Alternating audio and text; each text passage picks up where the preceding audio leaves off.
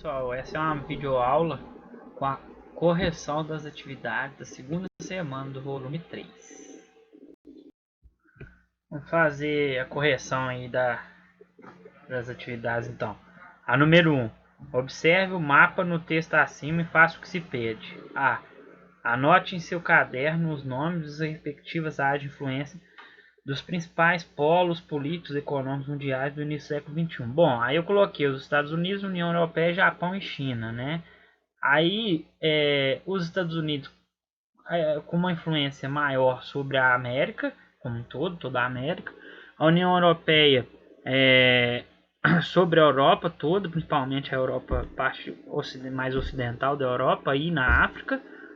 O Japão e a China na Ásia. Mas, gente, como a gente está tratando de potências econômicas mundiais, esses países vão ter influência em vários países do mundo afora. A gente já está falando do mundo globalizado, inclusive, né? Então, esses países vão ter relações econômicas com o mundo inteiro.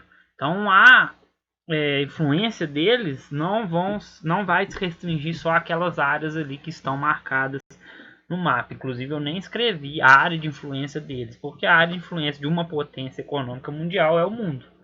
Vários países pelo mundo afora eles vão ter influência, ok? B.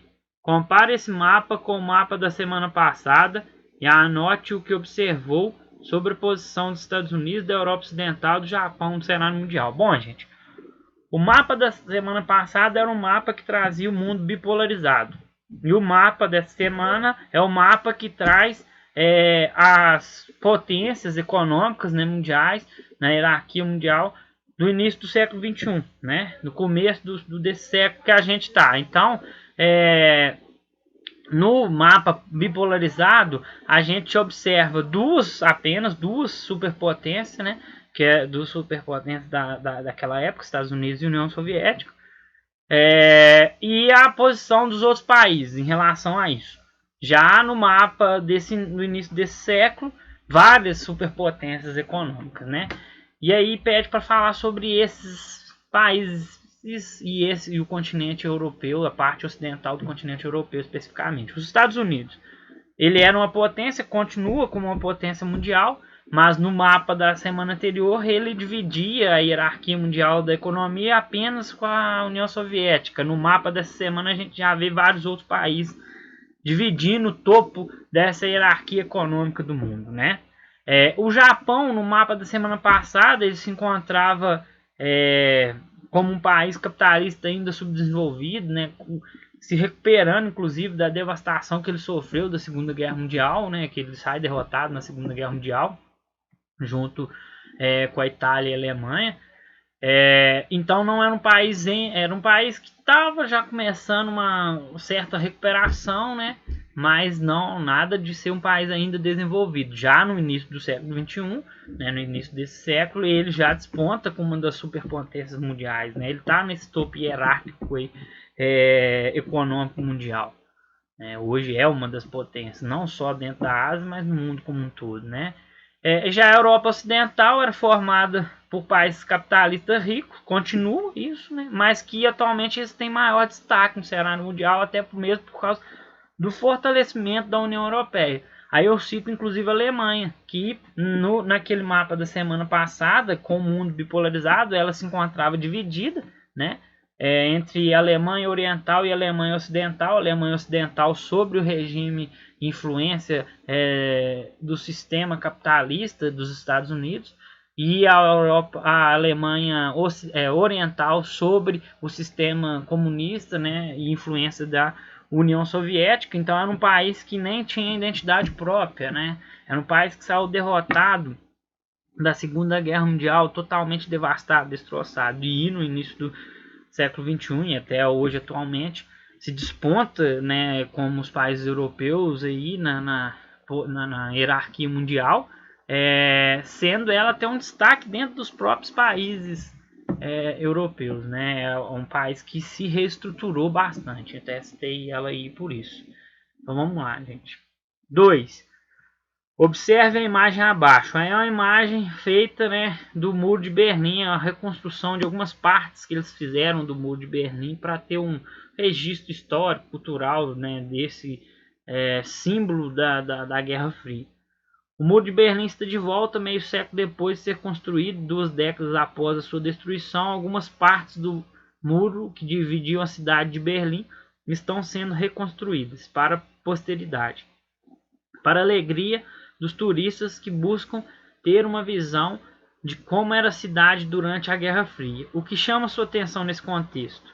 Pesquise, se possível, ou converse com seus familiares sobre qual era a finalidade do muro no período da Guerra Fria. Bom, o muro de Berlim servia para separar a Alemanha ocidental capitalista, né, sobre a influência, sobre o regime dos Estados Unidos, da Alemanha oriental comunista, sobre a influência, né, da União Soviética. Esse muro dividia, né, a Alemanha nas duas Alemanhas que existia na época, né, uma comunista e uma capitalista. Inclusive ele é o símbolo da Guerra Fria por isso, porque o mundo era bipolarizado nessa época entre o comunismo da União Soviética e o capitalismo dos Estados Unidos. Então ele é o símbolo dessa divisão mundial, né? Ele existiu de fato, obviamente, né? Ele é um símbolo material, inclusive, materializado desse momento histórico do mundo, né? Então, basicamente é isso. 3. Cite 2 fatores que levaram ao colapso do mundo bipolar. Bom, gente, o mundo bipolar ele era caracterizado pela influência mundial, né, de 2 superpotências. Então, tinha 2 superpotências econômicas, bélicas, né, políticas na época. A União Soviética e Estados Unidos. Estados Unidos capitalista e a União Soviética comunista. Eu já expliquei em aulas anteriores para vocês o porquê que a União Soviética entra em colapso. Eu não vou voltar nesse assunto. Mas por que acaba, né, essa Guerra Fria, o mundo bipolarizado? Justamente porque uma das 2 superpotências entra em colapso, no caso a União Soviética. Eu já expliquei o porquê. Então, primeiramente por isso, o colapso da União Soviética acaba com essa bipolarização, porque a partir daí acaba uma das superpotências existentes nessa época. E também, posteriormente, né, com os anos passando, o surgimento de outras potências econômicas, políticas, né, mundiais, aí, como a gente vai ver já no início do século XX, 10 anos depois. Né? Mas já na década de 90, a gente já vê o surgimento de outras potências aí chegando perto, né, ou ao nível, como atualmente, por exemplo, a China, dos Estados Unidos. Entendeu? Então é por isso que acaba essa bipolarização mundial. Ok?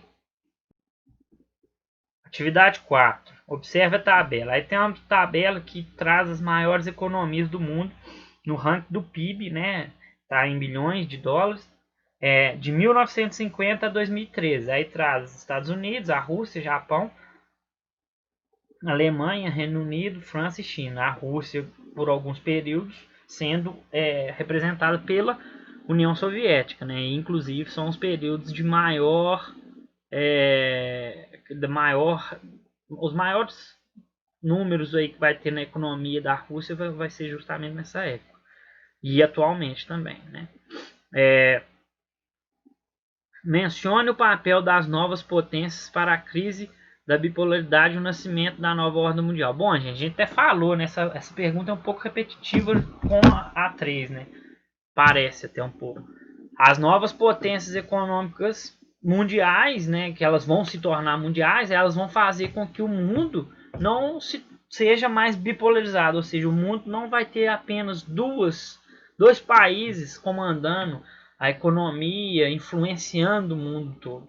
Né? A partir de então, o mundo passa a ter no topo da hierarquia econômica, política também, né, vários países. Basicamente é isso. Então, essas novas potências, elas fazem com que o mundo seja multipolarizado, não mais bipolarizado. Ok? 5. Em 2013, a China era a segunda maior economia do planeta, produzindo quase 15% de toda a riqueza mundial. Pensando nisso, podemos afirmar que a posição ocupada por esse país no mapa e na tabela das atividades anteriores corresponde ao seu papel no cenário internacional atual.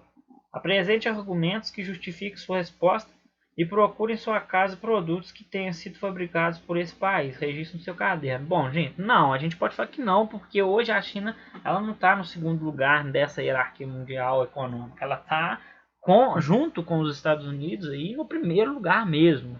Né? A China hoje ela briga no mesmo nível, no mesmo patamar econômico no mundo com os Estados Unidos, né?